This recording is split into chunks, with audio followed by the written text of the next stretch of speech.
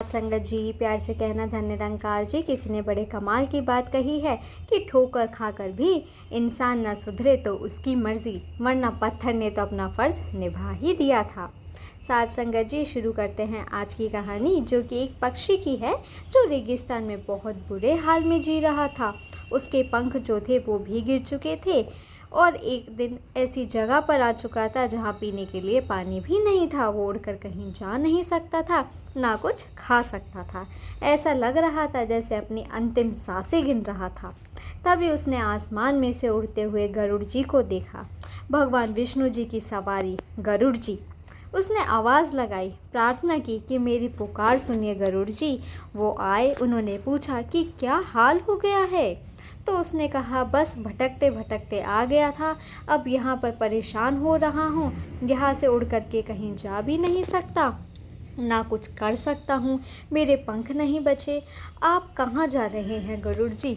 उन्होंने कहा, मैं तो स्वर्ग जा रहा हूँ। उस पक्षी ने कहा कि बस ये मत पूछिए कि मैं स्वर्ग कब आऊँगा, आप तो बस इतना पूछ लीजिएगा कि मेरा हाल कब ठीक होगा। आप मेरे लिए कोई जवाब लेकर के ज़रूर वापस आइएगा, मैं आपकी प्रतीक्षा करूँगा। गरुड़ जी स्वर्ग गए। वो स्वर्ग जैसे पहुँचे तो देवलोक के पास पहुँचे और उन्होंने वहाँ का दरवाज़ा जो था वो खटखटाया। वहाँ देवदूत खड़े थे। उन्होंने सोचा कि बड़ी छोटी सी बात है, देवदूत से पूछ लेता हूँ। गरुड़ जी से पूछा। देवदूतों ने कहा कि एक व्यक्ति जो पक्षी है, वह नीचे जो मृत्यु लोक है, जहाँ सब लोग मृत्यु के लिए जाते हैं, वो अपने मृत्यु के लिए तरस रहा है। वह पक्षी जिसके पंख नहीं हैं, वो पक्षी जो अपनी आखिरी सांस ही गिन रहा है। ऐसा क्या हुआ? वो रेगिस्तान में है, बेचारा उड़ भी नहीं सकता। देवदूत ने कहा कि वो अपने जीवन में जो उसने कर्म किए थे उसका फल भोग रहा है। बहुत क्रूर व्यक्ति था, अब इस जन्म में पक्षी बन गया है। जो पुराने कर्मों का हिसाब था, पाप थे, वो सब भुगत रहा है और 7 साल के लिए उसे सज़ा मिली है। वह भरेगा, लेकिन ढंग से जिएगा भी नहीं, न मर पाएगा, ना उड़ पाएगा, ना ठीक से कुछ खा पाऊंगा। गरुड़ जी को दया आ गई। उन्होंने कहा कि अरे बहुत बुरा हाल है, ऐसा मत कीजिए, कोई तो उपाय होगा। देवदूतों ने कहा, बस एक छोटा सा उपाय है, आप उसको कहिएगा कि वह हर हाल में एक ही लाइन जो है बोलता रहे, एक ही पंक्ति गाता रहे, बोलता रहे, भगवान तेरा शुक्र है। गरुड़ जी ने कहा, ठीक है। वह जवाब लेकर के वापस धरती लोक आया, मृत्यु लोक आए। और जब आए तो उन्होंने उस पक्षी के पास जाकर के सबसे पहले बताया कि आपको हर हाल में कहना है, भगवान तेरा शुक्र है। पक्षी के पास में वैसे भी कोई ऑप्शन नहीं था, कोई चारा तो था नहीं। उसने कहा, जैसी आपकी इच्छा गरुड़ जी, मैं ऐसा ही करूँगा। और गरुड़ जी अपने काम पर निकल गए। 7-8 दिन के बाद जो वो वापस वहाँ से निकल रहे थे, उनकी नज़र उसी पक्षी पर पड़ी, उसी रेगिस्तान में जो वो पक्षी फंसा हुआ था। और उसने देखा कि वहाँ तो छोटे छोटे पौधे उगाए हैं। एक छोटा सा तालाब था, पानी से भरा हुआ, और वो जो पक्षी था उसके पंख भी निकल आए हैं, छोटे छोटे पंख आए थे।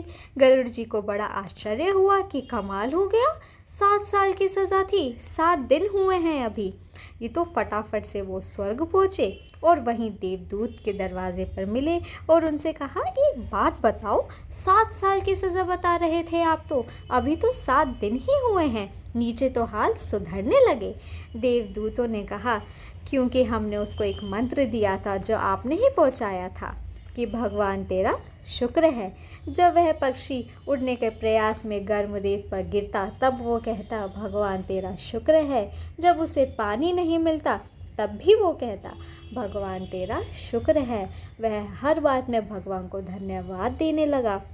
और भगवान तो बड़े दयालु हैं, वो अपने भक्तों को ऐसे मरते हुए नहीं छोड़ सकते। उन्हें मालूम था कि सज़ा बहुत बड़ी है और उन्होंने छोटी कर दी। 7 साल की सज़ा 7 दिन की हो गई। ये कहानी उस पक्षी की, गरुड़ जी की है, साथ की नहीं।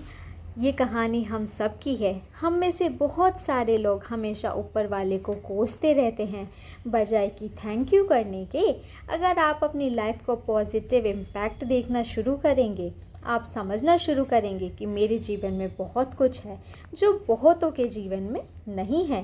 तो मुझे लगता है कि शायद आप अपनी लाइफ में खुशियाँ ऐड करते जाएंगे। और मान लीजिए आपका सर दर्द हो रहा है, तब भी आप ये कह दें कि भगवान तेरा शुक्र है, सिर्फ सर दर्द हो रहा है, बुखार नहीं आया। तो भी आप लाइफ का एक पॉजिटिव एक्सपेक्ट जी सकते हैं, उसे देख सकते हैं। साथ संगत जी, जीवन में सकारात्मकता का साथ कभी मत छोड़िएगा, क्योंकि जो उम्मीद का साथ छोड़ देता है, ज़िंदगी उसका साथ छोड़ देती है। साथ संगत जी, कहानी पसंद आई हो तो वीडियो को लाइक और चैनल को सब्सक्राइब ज़रूर कीजिएगा। धन्य निरंकार जी।